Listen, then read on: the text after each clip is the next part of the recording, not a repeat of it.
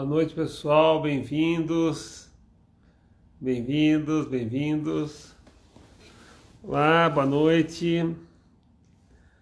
Muito bem-vindos. Doutor Humberto já conectado.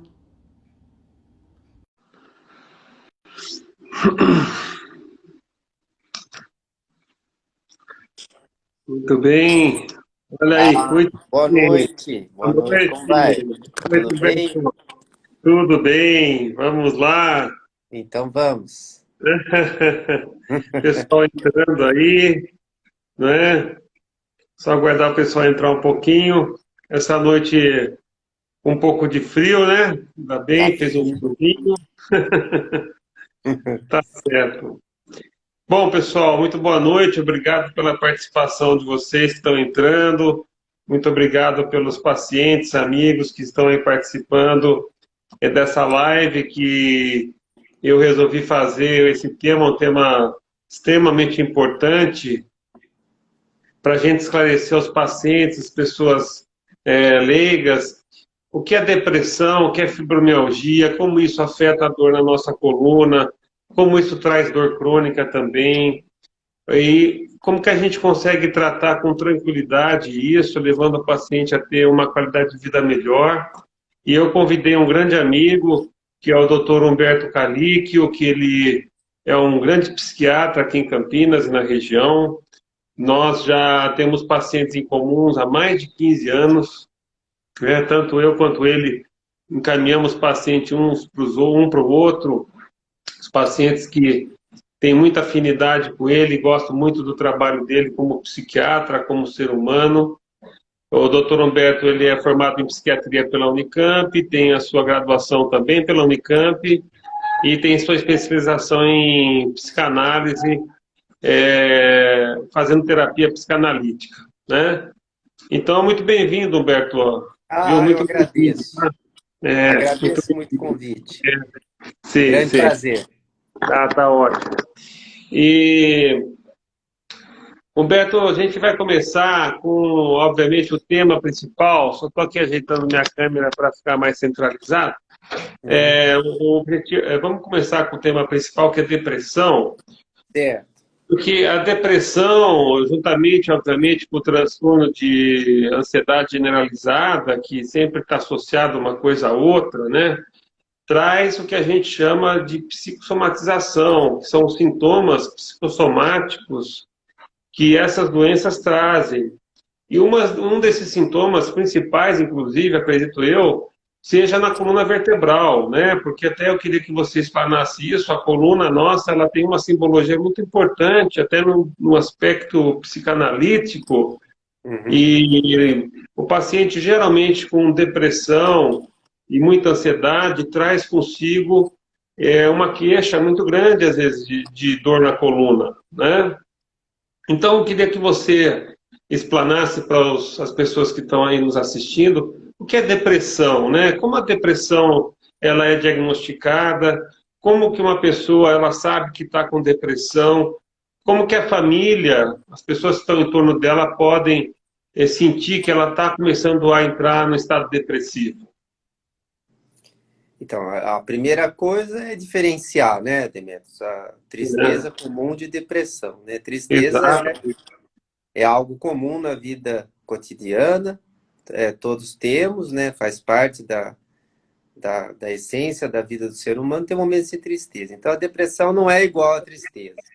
A depressão é uma doença que tem lá a sua fundamentação orgânica, não obstante a gente não tenha exames laboratoriais que façam diagnóstico. O diagnóstico é todo feito através do relato do paciente, mas é uma disfunção orgânica que, na maioria das vezes, depende de medicação, né?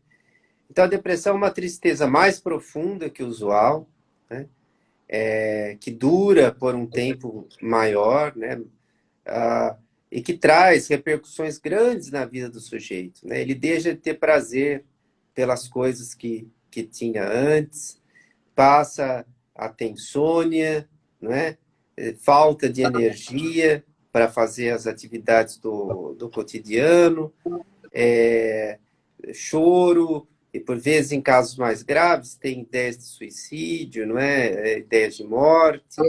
Então, a depressão é um quadro, a depressão de moderada para grave, é um quadro em que passou, não é? Da questão da tristeza comum, né? E eu Perfeito. costumo dizer isso que você falava da questão da dor física, né? Aquilo que não pode ser verbalizado, muitas vezes vem através do físico, né? Porque a dor é uma forma de verbalização, é uma forma da dor se mostrar não verbalizada, né? Perfeito. Então, tem questões que, por vezes, não podem ser ditas e vêm através da dor. E tem que, como você disse há pouco, há um entendimento subjetivo para a dor de cada um, né? A dor, ela é única. Você sabe disso melhor que eu, né?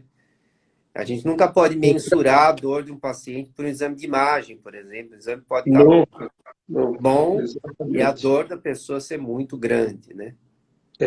Exato, isso é muito importante, porque às vezes o paciente ele tem uma imagem de ressonância, imagem tomográfica, É, e que não apresenta às vezes uma imagem de uma hernia de disco, mas ele tem um sintoma muito parecido e a gente tem que respeitar aquela dor, mesmo a gente sabendo que a dor é uma dor que provavelmente é uma dor de origem mais mais psicogênica, central. porque, mais, Isso, né, do que uma dor assim realmente que ela tem alguma causa estrutural mecânica, como uma hernia de disco, uma isso. artrose, etc., né? Esse é E, um erro, né? Da gente sem dúvida, minimizar a dor do outro. exatamente, minimizar a dor do outro. E E a dor paciente, só sabe quem sente, né? sem dúvida. Tanto, E tanto a paciente o paciente com dor crônica, inclusive, Humberto, entrando um pouco nisso, é um paciente que às vezes é muito incompreendido, porque ele sente tanta dor, às vezes, e todo dia reclama de dor, todo dia fala de dor, que os próprios familiares e amigos que estão em volta passam a não acreditar que aquela dor existe, né? é, porque O paciente sente, além de dor, ela sente culpa de ter dor, né? uhum, Então, é uma coisa difícil para o paciente de dor crônica que não busca tratamento conviver com isso, né? sim, certamente. As limitações são grandes, né? E, E me diga uma coisa, a depressão hoje, como é que está o tratamento da depressão? Hoje eu me lembro a partir dos anos 50 que iniciaram os tricíclicos como antidepressivos, até hoje ainda são usados até para dor crônica em baixa dose, assim, paciente mais e idoso. Mas assim, na depressão, como é que está o tratamento hoje? Como que está o resultado do tratamento? O que você diria aos pacientes que estão com depressão com relação ao tratamento e ao resultado do tratamento? Então, de fato, tem medicações antidepressivas. Antidepressivo, eu acho que é até um nome equivocado, né? Porque é uma classe de drogas que hoje é usado para tanta coisa, né? Não só para depressão. Sem dúvida, Então, sem dúvida. usa-se para ansiedade, para fobia social, para dor crônica, não é? Então, Sem dúvida. há antidepressivos que melhoram tanto os sintomas de humor quanto aqueles da dor. Os tricíclicos, eles ainda são usados, mas eles têm muito efeito colateral, né? Eles têm uma margem de segurança baixa, então eu prefiro evitar o uso. Eu acho que tem remédios mais modernos, como a duloxetina, né? Que é um Sem tipo dúvida. de depressivo de ação dual, né? Uhum. Que melhora tanto a depressão quanto a dor, né? Contador, sem É, dúvida. E o resultado hoje para uma pessoa depressiva, o resultado do tratamento tem sido, pelo que a gente vê, muito bom, né? Juntamente com a psicanálise, obviamente, com a terapia, né? o padrão de tratamento para a maioria das enfermidades de psiquiátricas, convém que seja feita a psicoterapia, não importa a abordagem, contanto que seja bem feita, e a medicação, né? Isso é o que se vê no padrão gold standard de tratamento. Eu acho Perfeito. que até se a pessoa faz terapia, a chance dela ficar sem a medicação mais rapidamente é mais provável, né? Então, eu acho que a associação, de fato, é o tratamento mais adequado, você tem razão. Perfeito. Agora, o que que vem primeiro, o que que vem depois, né? A ansiedade ou a depressão? Quem que nasceu primeiro, ovo ou a galinha? Como é que é isso daí, essa coisa de depressão com ansiedade, de depressão com um transtorno de angústia generalizada, de ansiedade generalizada, Humberto? É tão difícil hoje, né? Ainda mais nos tempos que a gente vive, de restrições e de mudança de estilo de vida, separar ansiedade e depressão. Eu acho Uhum. que são nomes que a gente tem que usar até para que a gente possa se comunicar enquanto profissionais da saúde, mas pro paciente isso vem ao mesmo tempo, né? Tanto a depressão quanto a ansiedade são sofrimentos que surgem ao mesmo tempo. Então, daí a gente tem classes terapêuticas de medicação que agem para ambas as coisas, tanto para depressão quanto para ansiedade, né? É, Mas é extremamente comum isso vir associado, né? perfeito. E uma coisa que eu gostaria que você relatasse para a gente também é a distimia, né? E qual que é a Uhum. diferença de um paciente depressivo de um paciente distímico? Porque isso também faz um forte diferencial diagnóstico na fibromialgia que nós vamos falar daqui a pouco, sabe? Tá. Então, distimia o que que é? Distimia é como se fosse uma depressão leve, porém não é depressão, porque ela é leve, como uma irritabilidade crônica, que a pessoa Exato. convive com aquilo por anos a fio, né? Por vezes não vai procurar tratamento, é, e acha que aquilo é um modo de viver que faz parte dela, não é? E não, de fato não é uma doença, é um transtorno de humor, a distimia. Há uma definição que não se usa muito hoje, mas eu acho interessante, que se fala de depressão dupla, né?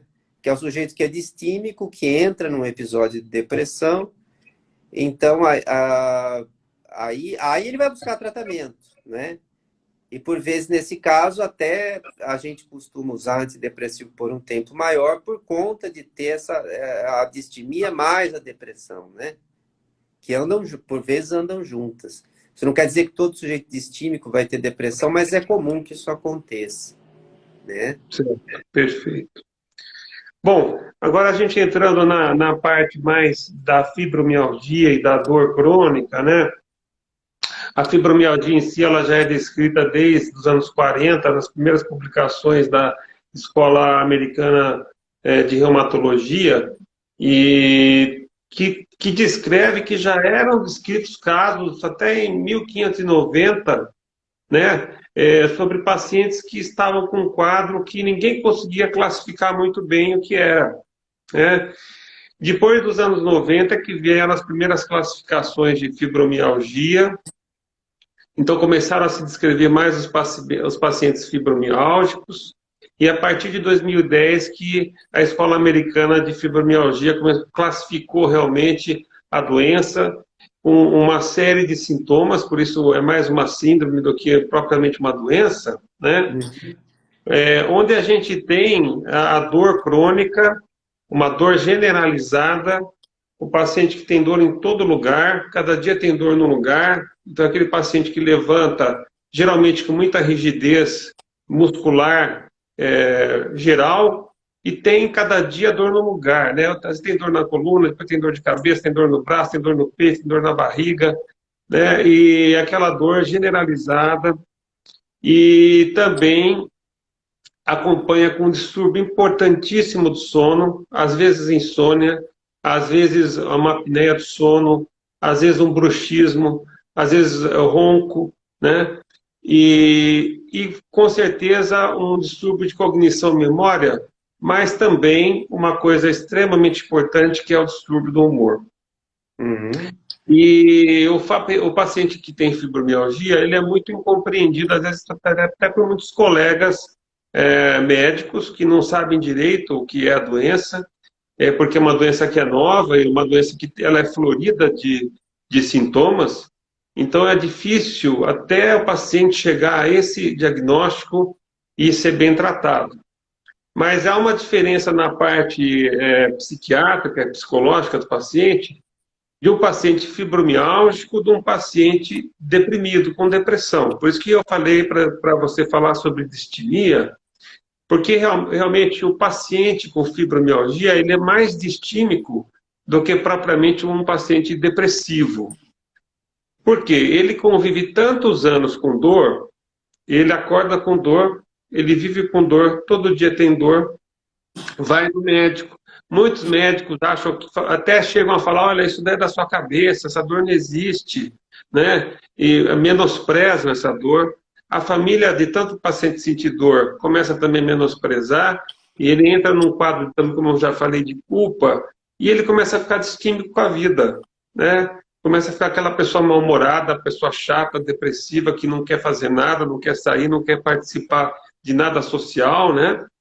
E aí entra realmente nesse quadro distímico evoluindo para uma depressão, né? E você falou de uma coisa muito importante, que hoje nós temos os antidepressivos que têm dupla função, até mesmo tripla função, porque eles ajudam também a estabilizar o sono, né? A duloxetina é uma delas, ela estabiliza o sono, ajuda na dor crônica e ajuda na depressão, né? Você, na sua prática clínica, você tem muito paciente com fibromialgia? Tenho pacientes que, como você disse, que vem com esse estigma, né? Uhum. Que acha que vai buscar o psiquiatra porque essa dor não tem fundamentação clínica, então é uma coisa que é construída na sua cabeça, um construto mental, como se fosse algo não palpável. E a dor é palpável para quem sente, certamente, né? É só para quem Isso é sente. muito importante você falar. Isso é muito importante você falar. Então a gente tem que valorizar a queixa da dor, como eu dizia há pouco, individualmente, subjetivamente. Acho que tudo que a gente ouve enquanto médico tem que ser visto do indivíduo. Se a gente só vê enquanto teoria, a gente prescinde do indivíduo. Obviamente a teoria é importante, né, para a gente poder fazer um tratamento adequado, mas tem que ser ouvido para aquela pessoa, não é? Então no meu consultório é extremamente comum chegar pacientes falando, olha, falaram que eu não tenho nada, que meu problema é psicológico. Então, o que eu faço? Né? Pô, porém, a dor é real, como você disse, né? Sem Essa dúvida. dor física, ela é real. E demanda, sim, um auxílio de diversas ordens. E não é, por vezes a pessoa vem até, carrega algo de conotação moral, como se fosse uma fraqueza, que ela não fosse daquele jeito por não conseguir superar por si. Então, são erros de julgamento muito graves e cabe a nós, acho que, acolher essas pessoas, não é? Sem dúvida alguma, o acolhimento é primordial, né? Eu acho que a primeira coisa é isso, porque o paciente com fibromialgia, e hoje fibromialgia é uma doença, tem na classificação internacional de doenças, o número da doença fibromialgia, é uma doença muito discutida. Eu estive o ano passado, antes dessa pandemia toda, tive a felicidade ainda de participar do Congresso Paulista de Dor Crônica, onde um dos temas mais difíceis foi a fibromialgia, porque Sim. ela carrega essa gama de sintomas, né? E muitas das disciplinas participam. Então, o paciente com fibromialgia, para ser diagnosticado, é difícil, não tem exame. O exame praticamente é puramente clínico, né? A polissonografia, que é o estudo do sono, é um exame que dá algum parâmetro de que a pessoa possa estar além da disfunção de dor, também com disfunção de seu sono, e com isso uma piora da dor, né? E os pontos dolorosos que a gente palpa na coluna são de 6 a 18 pontos, onde o paciente refere muita dor naqueles pontos, mas o fundamental para a gente diagnosticar uma fibromialgia é a apatia, a dor muscular generalizada, os pontos dolorosos e o distúrbio do sono, como eu falei, e por último é a depressão e a distimia, né? Hoje a gente não considera como primeiros sintomas da fibromialgia a depressão. Então, por isso que eu digo que a gente tem que discutir isso com um bom psiquiatra como você, porque às vezes o paciente ele é classificado como um paciente depressivo, como um paciente com depressão, e faz tratamento de depressão, mas não melhora, porque na verdade o que ele tem não é depressão, é fibromialgia, é dor Uhum. crônica. Sim.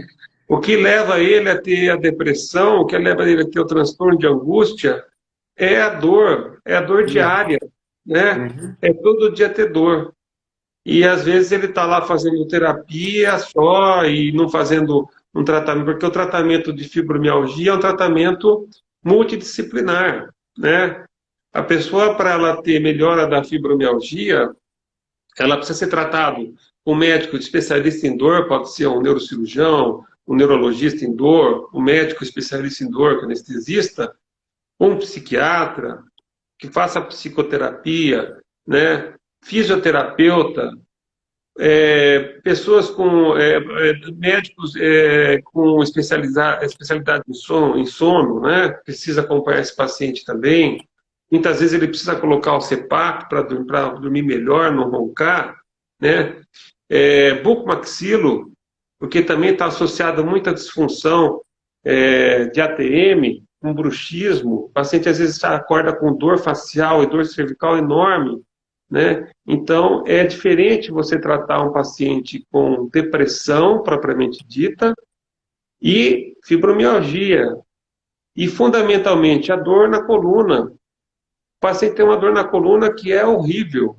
Eu já tive pacientes no meu consultório que foram para a mesa de cirurgia, operaram a hernia de disco, não melhoraram da dor, e a dor lombar que ele tinha não era hernia de disco, era Uhum. fibromialgia, né? Sim. E aí ele foi tratado, como eu falei, multidisciplinarmente, foi dado o medicamento para dor crônica, o paciente se recuperou da dor. Uhum. Então, essa discussão nossa é extremamente valiosa por causa desse diagnóstico que é muito difícil de fazer com relação à fibromialgia, né? Sim. Não, sem dúvida. Eu me lembro, esse ano completa 20 anos de psiquiatria, né? E quando eu comecei a atuar enquanto psiquiatra, não era um diagnóstico duvidoso, né? Você tem razão, É, não tinha critérios de diagnóstico bem definidos, né? Isso é uma questão mais recente. E tem- de fato, mas você tem razão, essa abordagem multidisciplinar é o que leva ao sucesso. Se a gente centraliza, enquanto médico, esse tipo de paciente querendo, não é, dar conta de tudo, certamente eu acho que não vai ser bem sucedido. Então, eu acho que tudo que puder ser feito é bem-vindo, né? sem dúvida, sem dúvida. É, uma outra questão que eu queria falar com você, eu acho que tanto o paciente com fibromialgia quanto o paciente com depressão, né, é fundamental que eles tenham consciência da mudança de qualidade de vida, não é mesmo? Uhum. Eu acho que é fundamental o paciente que tem depressão, eu gostaria que você até complementasse isso, e que realmente quer se curar, quer melhorar, a mudança de qualidade de vida, né? Algumas questões que são estruturais. A pessoa vai se adaptando a viver de uma certa forma, e por vezes é uma forma mais destrutiva, e ela entende que a única forma de viver é daquele jeito. Então, há de se desconstruir aquela forma que a pessoa foi se adaptando e construir uma outra forma no lugar. Só que isso é um processo lento, né? Você não tira Sem anos de hábitos e costumes e pensamentos arraigados e deixa um vazio. Então, essa construção ela vem lentamente e tem que ser, como eu dizia, desconstruído um lugar para se construir um outro, né? Então, isso é o mais difícil. A gente pode pensar erroneamente que as pessoas vivem só pelo princípio do prazer, pelo aquilo que faz bem. Não é verdade. Às vezes as pessoas se adaptam tanto a dor física quanto a psíquica, e há de se ter um esforço muito grande para que a pessoa entenda que há outras maneiras de sair daquilo, né? Que aquela não é a única forma de viver.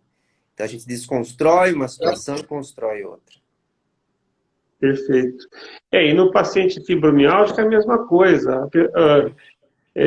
A fibromialgia geralmente é mais em mulheres do que em homens, né? A gente acha que, inclusive, nós não temos uma causa ainda definida da fibromialgia, Uhum, mas acredita-se que seja por fator hormonal, né? Porque ela é muito mais em mulheres do que em homens que aparece a síndrome fibromialgica, né? uhum, Mas é necessário para o paciente que tem essa dor crônica generalizada e todos esses sintomas que eu já falei de fibromialgia, a mudança da qualidade de vida dela.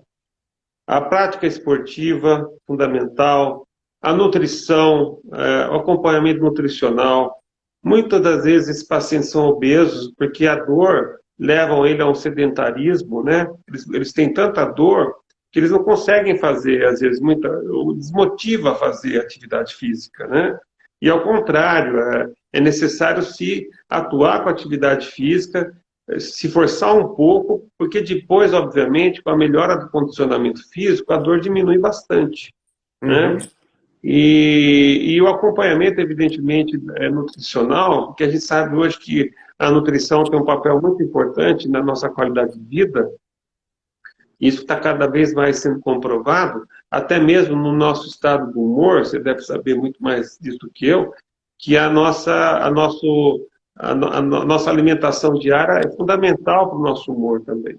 Então, eu acho que para o paciente que tem fibromialgia, não adianta só a parte médica, não adianta só o nosso acolhimento, não adianta só a nossa medicação, mas é fundamental que ele tenha consciência de que se ele não mudar a maneira dele ser, a maneira dele agir com a vida, né, ele não vai conseguir sair desse estado de dor.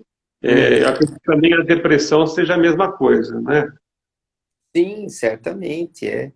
É que assim, a depressão a gente entende como é um espectro, né? Não dá para ver como uma doença única, né? Tem Uhum. pessoas que vão ter um episódio único no decorrer da vida, vão se tratar por 6 meses, 8 meses, um ano, e vão ter uma remissão e vão parar de usar a medicação. Há casos no outro lado desse espectro de depressões recorrentes ou com comorbidades, outras, que a pessoa tem benefício de fazer uso crônico de medicação. Então também não dá para se ver como uma doença única, né? O nome é o mesmo, mas é um espectro de doenças que varia como eu dizia, por vezes com tratamento curativo e por vezes com tratamento até preventivo, profilático. Se faz uso de antidepressivos cronicamente com essa finalidade, às vezes, né? Mas aquilo que você falava é importantíssimo, né? Eu acho que a gente não deve, de fato, tentar, enquanto médico, assumir isso sozinho. É um tratamento multidisciplinar. Então, essa questão de ter esse olhar mais amplo é fundamental. Eu acho que senão não funciona. Não funciona do jeito que deveria funcionar. Sem dúvida. E uma coisa também importante que você falou, eu gostaria até de abrir esse leque, é o preconceito com medicamentos, né? É Uhum. o preconceito com o uso de medicamentos. Tem muito paciente que às vezes não faz o tratamento ou abandona o tratamento por causa de medicamento, né? Eu acho que o que acontece com esse preconceito é que as pessoas não têm assim a noção de que tanto a depressão ou mesmo o estado fibromialgico, mas mais a depressão em si, é um distúrbio bioquímico cerebral, né? Gostaria até que você falasse um pouco sobre isso e que o medicamento ele faz com que esse distúrbio se normalize e a pessoa saia desse quadro, né? Porque não é só a parte emocional em si, há um distúrbio químico relacionado com isso, né, Humberto? Tudo que a gente pensa em saúde mental, né, Demetrios, é multifatorial. Então, tem a questão orgânica, tem a questão genética ou hereditária, melhor dizendo, porque é poligênica, tem a questão do momento de vida e da história de vida, né? Tudo isso se soma. Então, veja, e nesse sentido, quando há essa disfunção, é uma característica, se vê uma característica orgânica. Há diversas teorias nesse sentido. A mais comum é que os pacientes comumente vêm falar no consultório, então eu tenho falta de serotonina, ou tenho falta de alguma substância, né, algum neurotransmissor. Não é necessariamente que tem falta, eu diria que ela não está onde deveria estar e na proporção que deveria estar. Então, essas medicações fazem que as substâncias sejam liberadas de uma forma correta, não é? E no lugar correto. Então, isso é fundamental, né? Então, é uma doença orgânica e há um estigma, e é aquele estigma que eu dizia há pouco da moral, né? No sentido que a pessoa já ouviu tantas vezes que é algo que depende simplesmente da força de vontade, que ela passa a acreditar que ela está daquele jeito por não ter força de vontade para melhorar, né? Isso. Isso não é muita verdade. culpa, né? Isso causa muita culpa, porque a pessoa ela acha que com a onipotência dela, acha que pode resolver uma situação como uma depressão por sozinha, e às vezes não consegue, isso causa muita culpa, né? E na verdade a gente em si, nós não podemos ser onipotentes, né?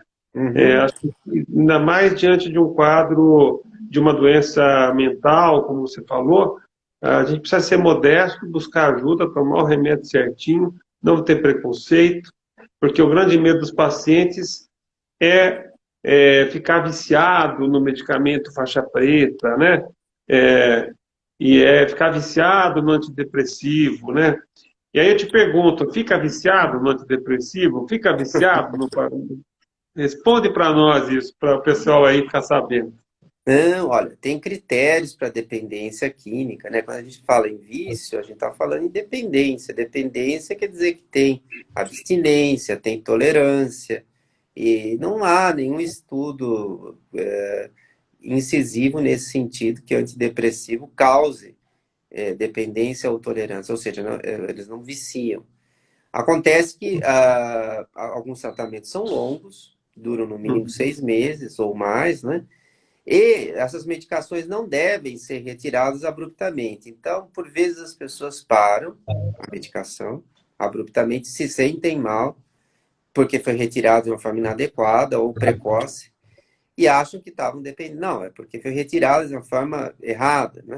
Então, não causa dependência, né? O que pode causar dependência é benzodiazepínico, que é Rivotril, Alprazolam, são medicações de outra ordem, não antidepressivo. Uhum. E o medicamento faixa preta, como você falou agora, os ansiolíticos, de modo geral, também há um preconceito sobre demência, né? Agora há uma coisa, todo mundo fala, eu vou ficar com demência, eu vou ficar com Alzheimer, porque eu estou tomando um ansiolítico, né? Qual que é a sua visão sobre isso? É fato que pode acontecer, não é um fator preditivo, né? Uhum. Que todo mundo que usa benzodiazepínico cronicamente vai ter déficit de memória, de concentração, de raciocínio. Mas há alguns estudos que associam com Alzheimer ou algum outro tipo de demência ou dificuldade de concentração. O que eu acho assim, são drogas úteis, de preferência para serem usadas por um curto intervalo de tempo. Então, quando há esse controle, a gente controla a dose e o tempo de uso, são drogas seguras, que têm efeito rápido, diferente de antidepressivos, cujo efeito leva 3, 4 semanas para ter o resultado. Esse tipo de medicação, o efeito ele é quase que imediato. Então, sim, deve ser usado, mas com moderação. Tudo isso pode acontecer? Pode, mas não dá para prever. Não tem como prever. Então, eu acho que o mais prudente é usar pelo menor tempo possível e não ir ao extremismo de não usar de forma alguma, né? Daí eu acho que vai fazer a pessoa sofrer desnecessariamente. Sem dúvida, sem dúvida. E eu gostaria que as pessoas fossem fazendo pergunta. Primeiro, queria agradecer, tem bastante gente aí na nossa live, né? agradecer mais uma vez os seus pacientes, meus pacientes, os nossos pacientes, É verdade. Todos amigos, tem bem-vindos. bastante gente aí. Eu peço para que vocês façam perguntas que a gente vai anotando. E a gente vai responder no decorrer do tempo também, que passa rápido aqui na live.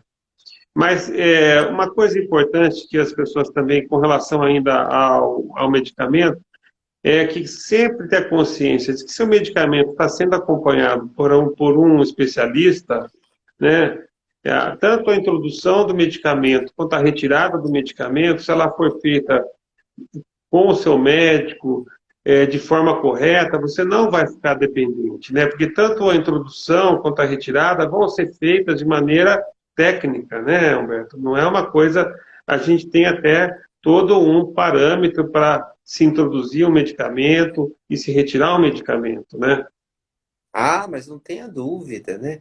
E tem questões genéticas aí envolvidas, né? Então, a gente sabe hoje que tem pessoas que metabolizam a medicação mais rapidamente e outras mais lentamente. Então, até a questão da dose preconizada em bula, né? Isso não, na prática não se vale. Não, é legal, sem dúvida. Sem O dúvida. sujeito que metaboliza lentamente, isso é determinado geneticamente por enzimas que a gente tem no fígado, ele vai precisar de uma dose menor. E aquele que metaboliza mais rapidamente, talvez precise de uma dose maior. Não é? Há testes farmacogenéticos, que eu tenho alguns pacientes que já fizeram, porém o custo é alto, que determinam, dentre as várias classes de medicamento antipsicótico, antidepressivo, neurolético, benzodiazepínico, qual é a medicação mais adequada para aquele paciente geneticamente e a dose mais adequada, né? Isso já existe. Então, são medicações que depende, a dose tem que ser individualizada, a forma de se iniciar tem que ser também, por vezes, lenta, porque senão a pessoa abandona por causa dos efeitos colaterais iniciais. Então, é bastante subjetivo, é bastante individual como se faz o uso disso. Sem dúvida. E agora, como a gente já tinha falado antes também, a gente assim, se aprofundando um pouco mais na questão dos antidepressivos, principalmente os antidepressivos com dualidade de efeitos, né? Por exemplo, a duloxetina, a pregabalina, né? Que também é um medicamento muito usado para dor crônica, mas não deixa de ser um antidepressivo, até mesmo anticonvulsivante, né? Isso. A gabapentina, que é um medicamento muito usado para dor crônica, mas também ajuda na estabilidade do humor. Então, eu acredito que daqui a algum tempo o antidepressivo vai ser realmente um medicamento único, né? Não vai ser necessário, acho que até agora já não está sendo tão necessário a utilização de ansiolítico junto, né? A gente só com um antidepressivo muito bem graduado, a gente consegue estabilizar tanto o humor do paciente quanto a dor do paciente, né? E alguns efeitos aí que o paciente tenha também a respeito da sua doença, né? Ah, mas não tenha dúvida, né? A pregabalina veio... primeiro ela é um anticonvulsivante, depois ela foi liberada para uso de dor, para um tipo de dor específica, e agora para quase todas as dores e para ansiedade generalizada, né? Então, a pregabalina ela tem várias funções. Eu uso bastante a pregabalina associada com a duloxetina, porque os resultados são bons tanto para ansiedade quanto para dor. Essa associação. Muito bom. Perfeito. Ótimo. Bom, eu acho que a gente está traçando aqui bastante esperança para muito paciente. Tem pergunta? Tem. E aí tem algumas perguntas aqui que vamos fazer. Pulseira magnética dá resultado? Tem uma pergunta assim, leiga aqui, né? Se pulseira magnética dá resultado. Olha, acho que para não dá resultado.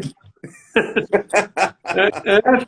Antes pudesse dar, né? A gente coloca uma pequena pulseira magnética e ela tirasse a nossa dor, mas infelizmente não há comprovação nenhuma, muito pelo contrário, acho que é uma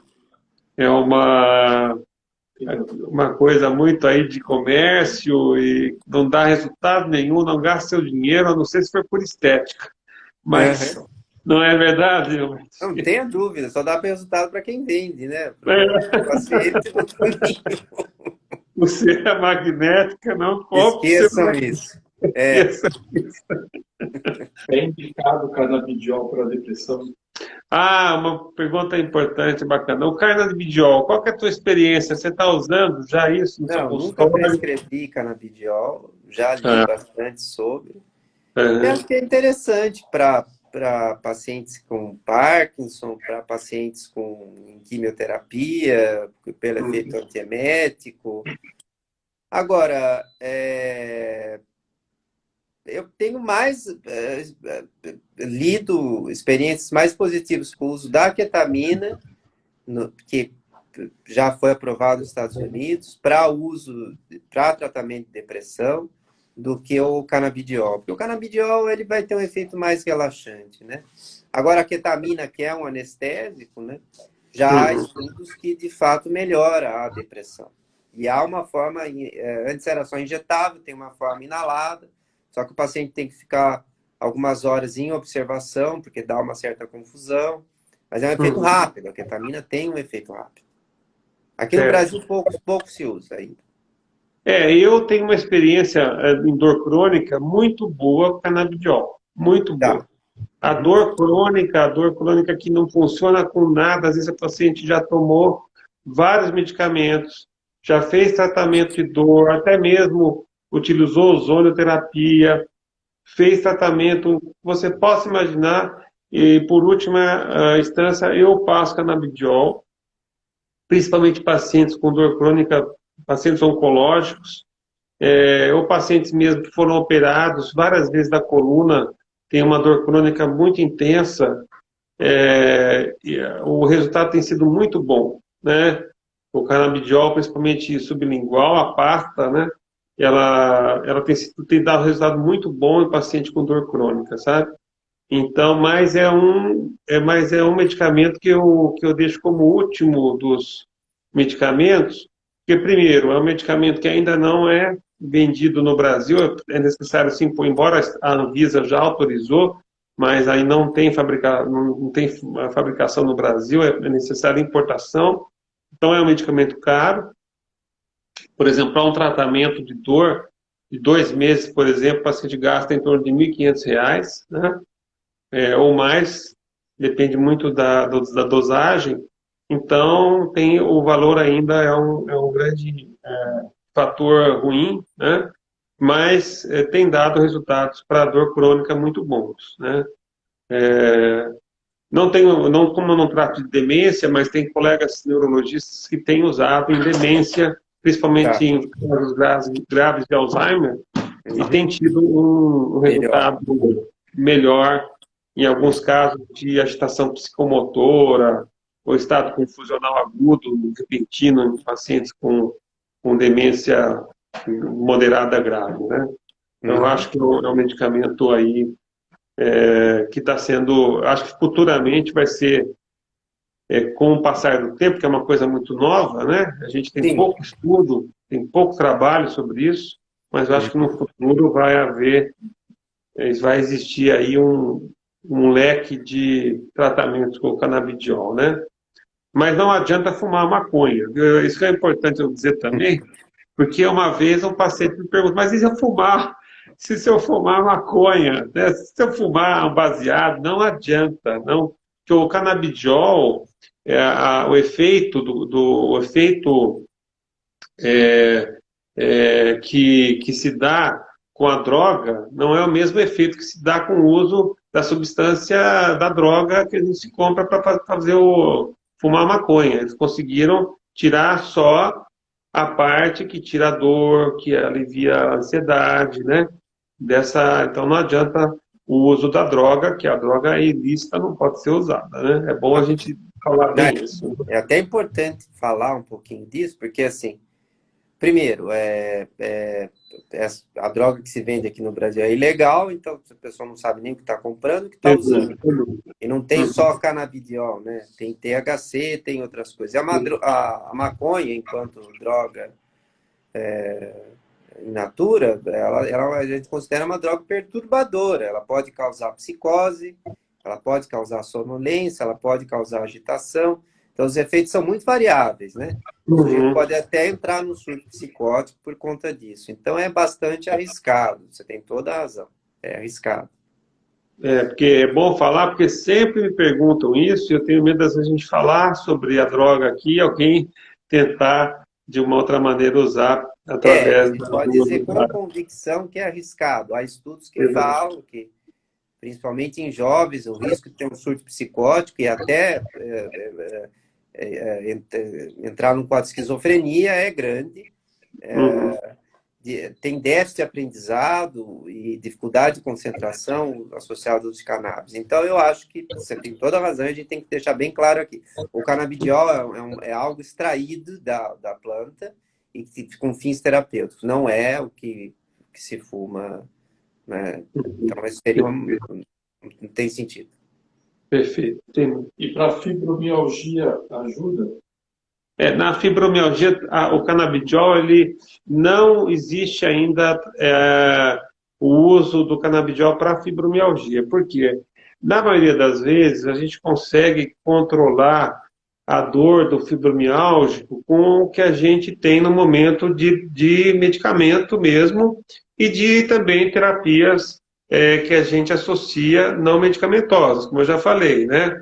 A fisioterapia, a osteopatia, a hidroterapia, a hidroginástica, a terapia mesmo, psicoterapia, quer dizer, como eu falei, a mudança de qualidade de vida da pessoa, a equipe multidisciplinar tratando o paciente fibromialgico e os medicamentos hoje que tem para dor crônica, que a gente já falou aqui, na maioria antidepressivos, que tem ação dupla, tanto na depressão quanto na dor, a gente consegue tratar e ter excelentes resultados com pacientes com fibromialgia. Então, o canabidiol, no uso do canabidiol na fibromialgia, a gente não usa. Não vejo nenhum trabalho sobre isso também. Ainda não existe essa prática clínica, né? Sim. E aí você está perguntando por que não adianta fumar. Tem paciente que está dizendo, tem aqui pessoas perguntando por que não adianta fumar maconha, né?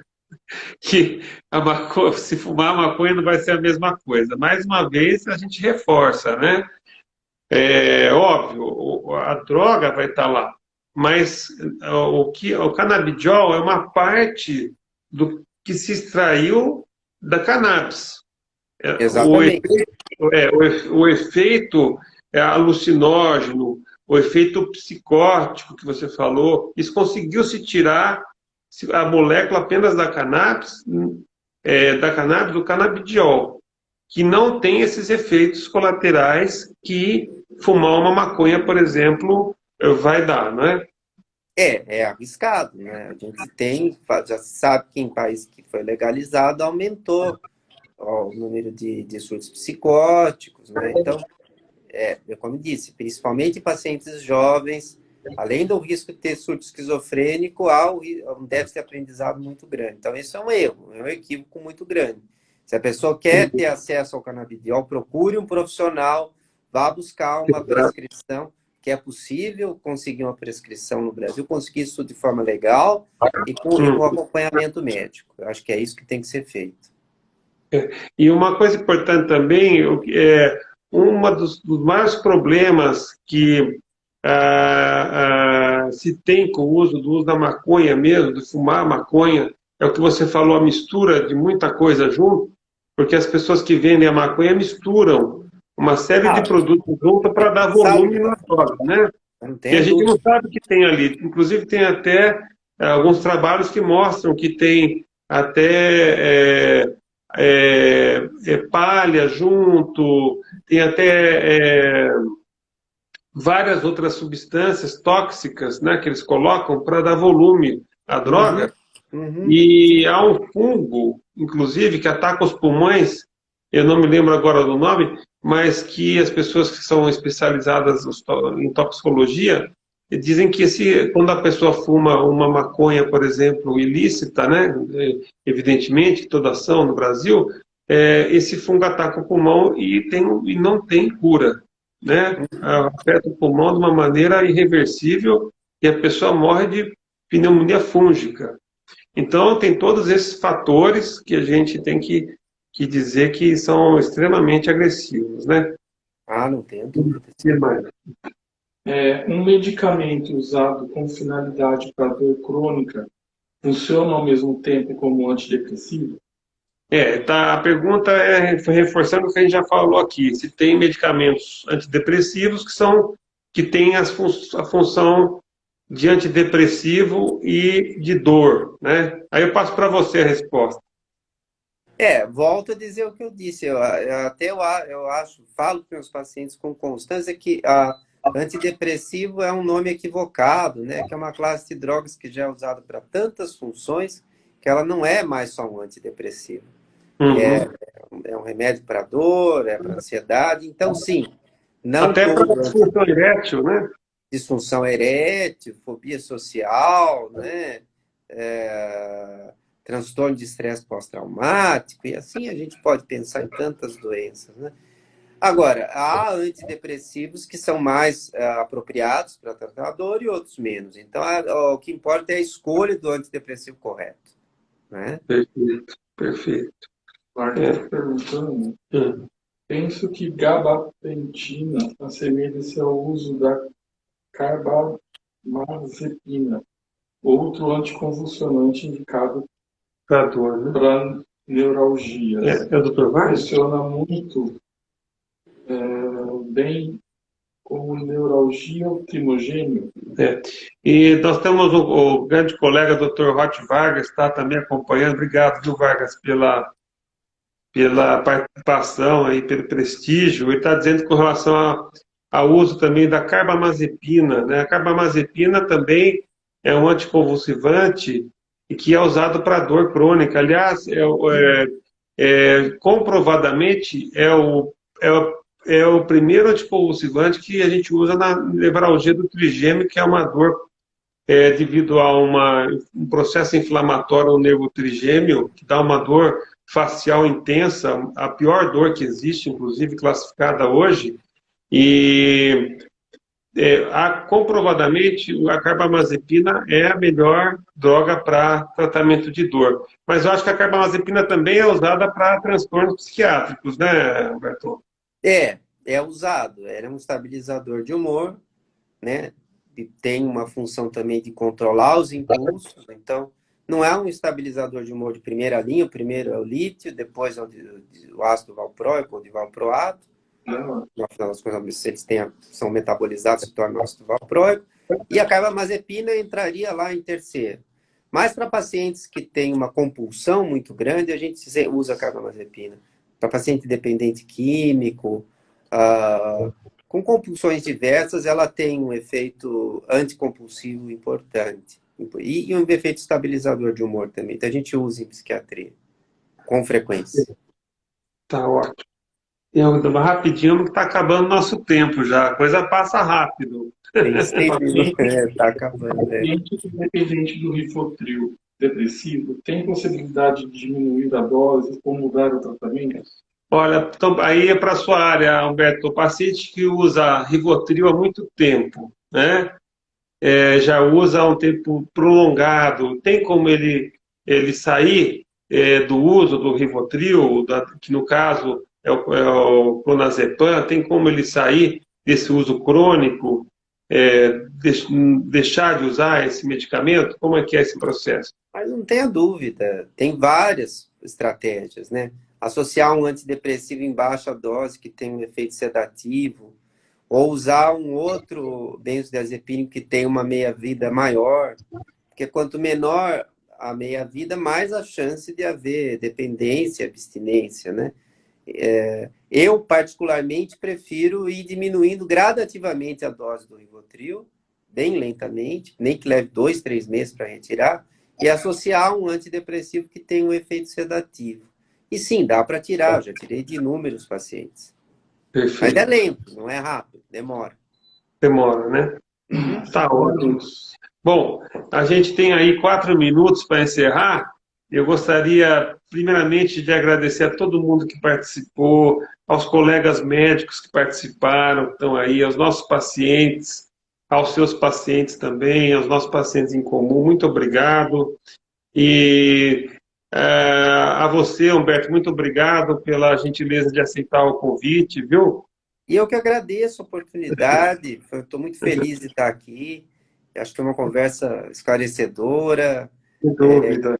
e estou vendo aqui que tem vários pacientes aqui que eu estou reconhecendo o nome, estou muito contente de saber que eles Ótimo. estão ouvindo a gente. Então, acho que eu estou me E o sentindo objetivo, lisonjeado pela e eu oportunidade. acho que o objetivo com essa live a gente conseguiu que realmente primeiro, toda dor ela precisa ser investigada, toda dor ela precisa ser acolhida, né? Uhum. A dor na coluna a gente precisa, quem trabalha com dor na coluna precisa saber sobre vários diagnósticos de dor na coluna, porque, como até mesmo o próprio Wagner que está aí ao vivo com a gente, já falou várias vezes, o médico que sabe um diagnóstico vai tratar só aquele diagnóstico sempre, né? O Sim, colega que sabe vários diagnósticos vai ter uma ampla ação com o seu paciente para poder tratar melhor. E a gente vê que dor na coluna também é causada por depressão, dor na coluna é causada por ansiedade, dor na coluna é causada por fibromialgia. Então, a gente precisa saber tudo isso para fazer um diagnóstico diferencial e chegar numa conclusão final e acolher, como você falou, muito importante, acho que de tudo foi a sua fala em acolher o paciente com dor. E o paciente que tem dor, só ele sabe o que é conviver com dor, uma dor diária, uma dor difícil, né? E todo dia ter dor, isso é uma coisa que realmente leva até loucura, né? mas não tenha dúvida. Tá É uma certo. escuta diferenciada, mas isso que faz a diferença, né? Exatamente. Humberto, Então, muito obrigado. Estou eu que encerrando, senão vai agradeço. cair a live. Um grande abraço, muito obrigado. E se Deus quiser, a gente, quem sabe no futuro, conversa até mais uma vez, né? Muito obrigado. Claro, é um prazer. Muito obrigado. Eu Um que agradeço o grande convite, abraço. agradeço a Tudo de todos. bom. Muito obrigado. Até logo. Tchau, Tchau, tchau. tchau.